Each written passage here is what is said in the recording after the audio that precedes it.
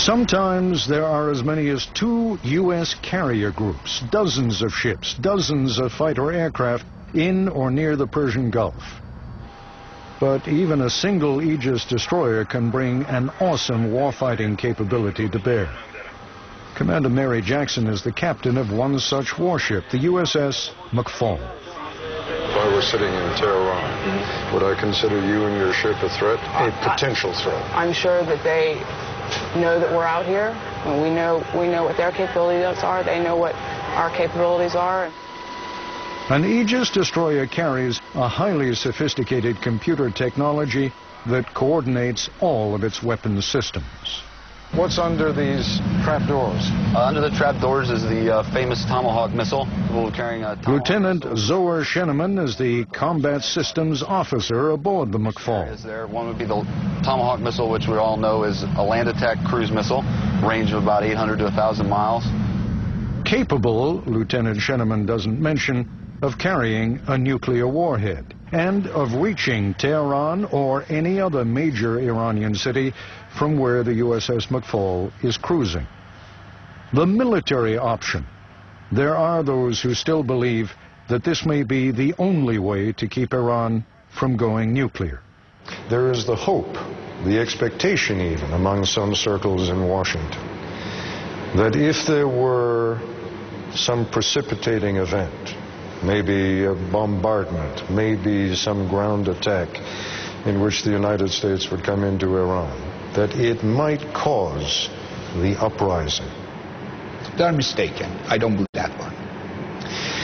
Any harsh treatment against the present authorities in Iran by foreign countries such as the United States would benefit them more than they can imagine.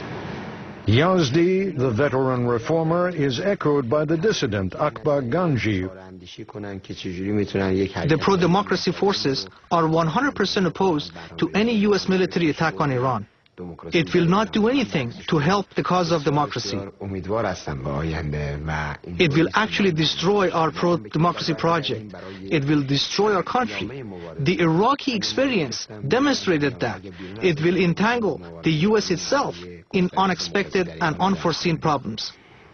Indeed, says Nasser Hadian, the childhood friend of Iran's president, Iran is not helpless against the United States. It has what he calls deterrent capabilities. Yes. Really?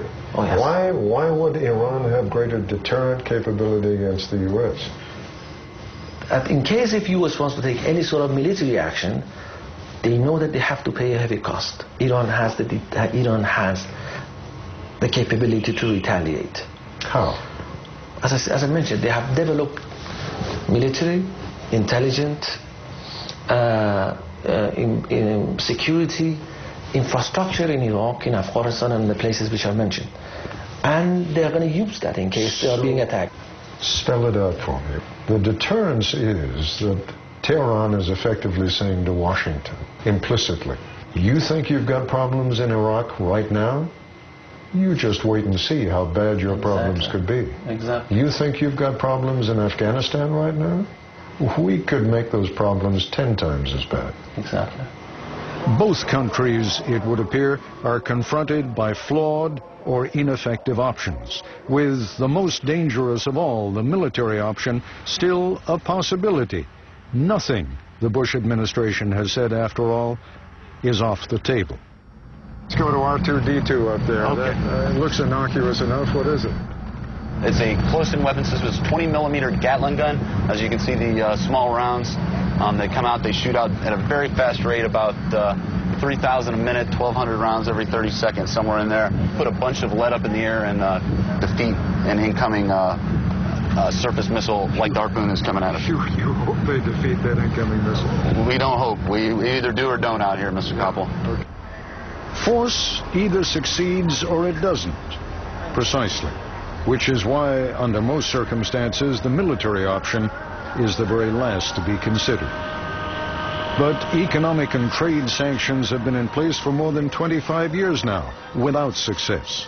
The United States certainly has the military power to inflict horrendous damage on Iran, perhaps even the ability to set its nuclear program back years. but there would be consequences. Indeed, as the U.S. invasion of Iraq demonstrated, military success is rarely an end in itself.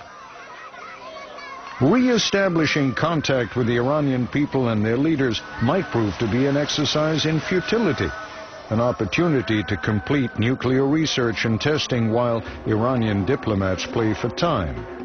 But among the available options, the unpalatable, the unsuccessful, and the unthinkable, the unpalatable, diplomacy, talking to the Iranians, at least offers a glimmer of hope.